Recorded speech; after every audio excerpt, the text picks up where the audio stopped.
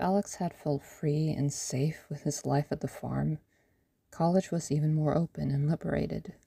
Everyone was outwardly expressive, wore their hearts on their sleeves. They loudly and proudly proclaimed to everyone they could see and who could hear them exactly who they were and everything they were about. Over the first few months, he met countless people, freely slept around, and gained a reputation on campus as the resident masochist. The gay one, anyway. Of course, there was a straight one as well. Of course, there was. Why wouldn't there be? Of course, there was a straight girl and a lesbian, too. They were still waiting on the non binary one. Everyone talked about this mythical person as they would be the chosen one.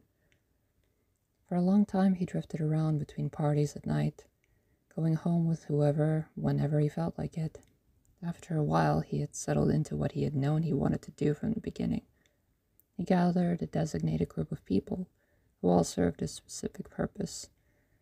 He wanted to do a Seven Deadly Sins theme, but the group was too big. Still, he liked the concept, and then his own mind assigned a sin to each new person. Gary was still envy, and he had a feeling that it would not change. Him and Gary lived in the college dorms, and of course, when the people at the farm insisted they share a room, neither of them objected. Alex because he had started taking genuine pleasure in teasing Gary, and Gary because he truly did not know how to live his life without Alex anymore. He loved him to the point where, over time, even his teasing was endearing. If anything, he was starting to love it too much. Without being able to put it into words or explain why, Gary had developed strange fancies, thoughts and fantasies of seeing Alex with other men, wanting to be present but not wanting to do anything himself. Gary was at first hesitant to share his ideas with Alex, afraid of being judged and shamed, but when he finally did, he realized that Alex was the last person who would ever judge anyone for anything. Of course, this made Gary love him even more. And so, by his own request, Gary had become Alex's boyfriend, and the only one who would effectively never really sleep with him. It had given him a strange rush of pleasure that he could not make sense of, that seemed like it didn't have any logic behind it and felt jarring as it had no real reason to be there, and should not have been. He wondered if pain gave the same feeling to Alex. When the two finally talked about it, Gary had almost regretted not just doing what Alex had asked that he should do in the beginning. Alex was familiar with the feeling that Gary described, but insisted that pain to him was a much greater ecstasy. And now he could see it on Alex's face, see the pleasure in his eyes and his expression. All the time he had spent worrying about whether Alex was all right, about whether someone had gone too far, now seemed far away and long gone. Though they did not sleep with one another, Alex would sometimes creep into bed next to Gary. He knew that Alex still had nightmares sometimes, and just did his best to comfort him. Alex was not aware of this, and Gary would never tell him, but sometimes he whimpered while talking in his sleep, bits and scattered pieces of whatever he was dreaming about. He sounded sad and afraid. As the months went by, the nightmares became less frequent, but Alex still kept creeping in next to him. It seemed, for all intents and purposes, as though they were a real couple. The only exception was when Adrian was around, and Alex would cling to him every second of their time together. Even then, Gary was still happy. Even though he wouldn't leave Adrian's side, he would every so often glance in Gary's direction with a sadistic smile, sending shivers down his spine. Everything was pretty good. In the afternoons, they went to classes together and Gary helped him study, and Alex would try his best to concentrate for as long as possible before heading up to the dorm room again with whoever. It seemed to help him focus, but only to an extent. Alex was behind on a lot of his assignments, and seemingly had little to no aptitude for this kind of work that he was trying to study. It seemed the only reason he was doing it in the first place was out of loyalty to the people at the farm and a genuine desire to improve things around that place.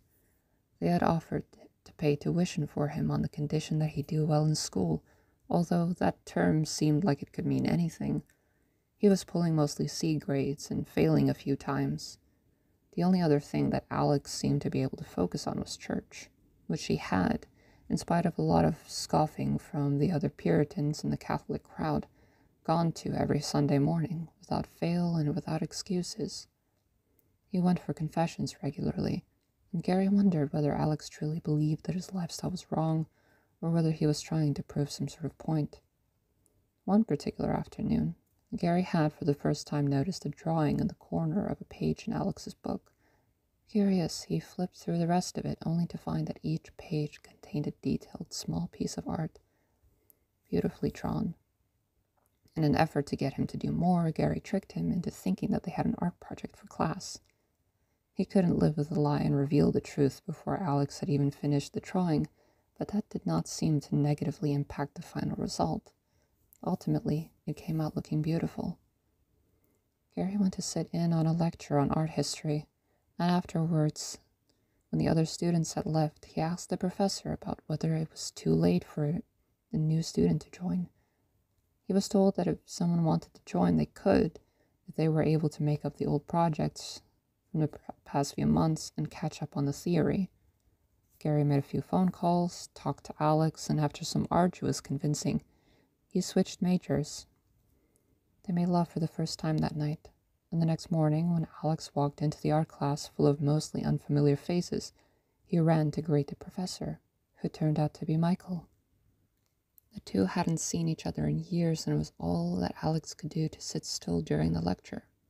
The entire time, all he did was sit and draw and daydream. When the class was finally dismissed, Michael went up to him, and it was as though not a day had passed since they last saw each other. They went to a nearby cafe and talked for hours, catching up over fries and milkshakes and making plans to be in each other's lives, permanently. "Listen," Michael told him. "I need to tell you something important." "What is it?" "I don't know if you remember, but when you were really young, you had a half-brother." His heart nearly hit the floor as Michael proceeded to tell him about the young man whom had claimed to also have escaped from the cult at a young age, albeit with some amount of help. When they first saw each other, Alex immediately recognized him, not as his brother, but as the priest who he would see and hear every Sunday and confess to in order to try and convince himself that the people in the church, the ones judging him, looking down on him and shaming him, were not right in all that they said. And there he was, Jordan, Alex's older brother, half-brother, same mother, different fathers. Jordan did not recognize Alex as easily. He was usually hidden in the crowd on Sundays, and the priest never saw his face during confessions. The minute he spoke, however, Jordan knew exactly who he was. "You," he whispered, and Alex heard the disgust in his voice. Without actually explaining anything to Michael, he just shook his head in defiance. "Nope, nope, just nope. I don't care if you are family. I am not sitting through this again." "So you know exactly—" "Yes, I do," Alex said. "And you know what? I'm tired of hearing it. It gets old, brother. It gets old really fast. If you were going to shame me, you should have done it while I was confessing, but this is not happening. To this damn day, no one can give me any sort of logical explanation on why my life is wrong, other than that it's against the Bible. When I ask them what part of the Bible says that, they all just insist on being obtuse. I've had enough of it. I spent my whole damn life in that cult not being allowed to ask why things are wrong, and I'm not living like that again. Michael, take me home, please." Without needing to be told, Michael understood the situation and shook his head at the priest before leaving. Jordan sat there, baffled. He hadn't been able to explain himself. That he was not against his brother being gay or even his polyamory, although that was not his all-time favorite thing. His judgment had been because of his brother's overt masochism and a feeling that the temple of God, the human body, should not be violated in such a way. He spent the rest of the day rewriting his sermon for the coming week. It was originally meant to be on the topic of adultery, though he changed it now to the topic of love, unconditional love, like what Jesus originally preached. "There ought to be some changes in that old church," he said to himself. "I might be able to make a few of them." That Sunday morning, he looked around the crowded room for his brother while delivering his sermon, and did not see him. Afterwards, when everyone was gathering outside for idle chit-chat, a young man walked up to him, someone he had never seen before. "Good morning, Father," Gary told him. "I know that we don't know each other, but I'm here today on behalf of someone. Is that so? He said, raising an eyebrow. Yes, he didn't ask me to take his place, but I felt like he would regret it if neither of us came. I was going to ask you to talk to him, but after today's sermon, I think I should explain to you a few things that you might not know about your brother, he said, smiling. The priest returned his smile, and they walked in the morning sun as they spoke together about a lot of things. Gary learned more about what the cult was really like than Alex had ever told him, and Jordan learned why Alex was the way that he was.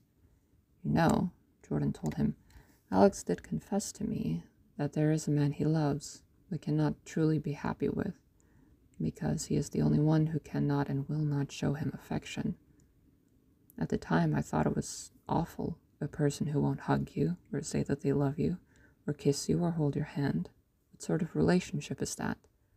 But to him, that's the same thing, Gary told him. Well, that I know now. When he explained it to me at the time, I just thought it was terrible what he was doing to his own God-given body. I still don't think it's right, and I don't believe that I ever will, but I understand now why he does these things, and that even before I knew it, it was wrong for me to judge him. Will you tell him that? I will, when I see him again. I owe my little brother an apology. But, he said more seriously, you need to have a serious talk with him, not about the violence, but about his future. I know, he sighed, but I don't think he has any idea what he wants to do. He has this talent, but no real way of putting it to use, and he still wants to do something on the farm. Well, ask him about it. Ask him until you're blue in the face and write down his responses if you need to. Between the two of you, you need to figure out what he's going to do. Take as many hours as you need for that discussion. I will, Father. Thank you, he said, shaking his hand goodbye. Gary stopped at the coffee shop on his way back to the dorm and briefly sat alone to enjoy a cup of mocha. It had been a long time since he had really been able to enjoy anything without Alex, he realized. But now their real lives together were starting.